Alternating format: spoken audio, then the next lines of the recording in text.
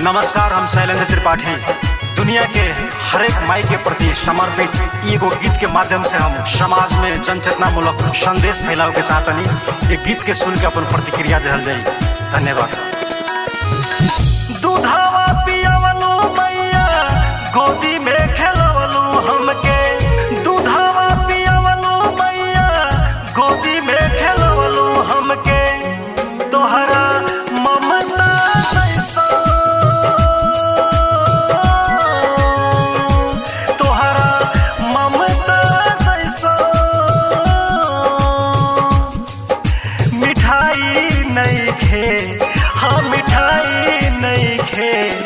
जिया भागा बाड़े, जिया भागा बाड़े, ओकरा घर में माई नहीं खे। जिया भागा बाड़े, ओकरा घर में माई नहीं खे।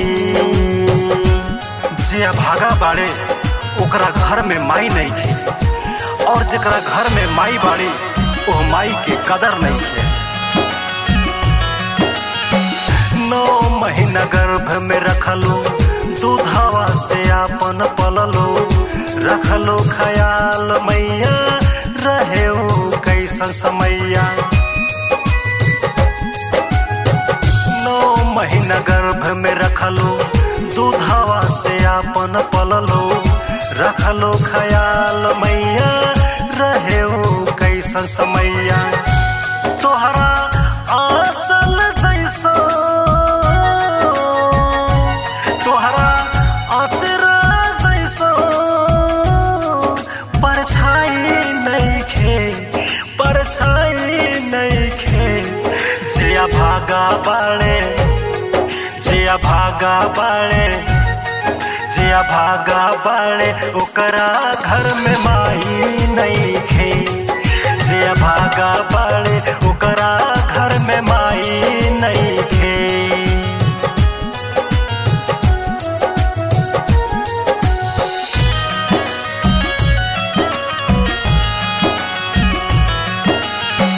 पूत कुपूत हो जाला, माई नहीं होली कुमाई। कहे सुनील दुख में काम नहीं आवे कोई। पूत कुपूत हो जाला, माई नहीं होली कुमाई। कहे शैलेंद्र दुख में काम नहीं आवे कोई। तोहरा जैसन कोनो, तोहरा जैसन कतहु भलाई नहीं खे, हाँ भलाई नहीं खे। जिया भागा बाड़े, जिया भागा बाड़े, ओकरा घर में माई नहीं खे। जिया भागा बाड़े, ओकरा घर में माई नहीं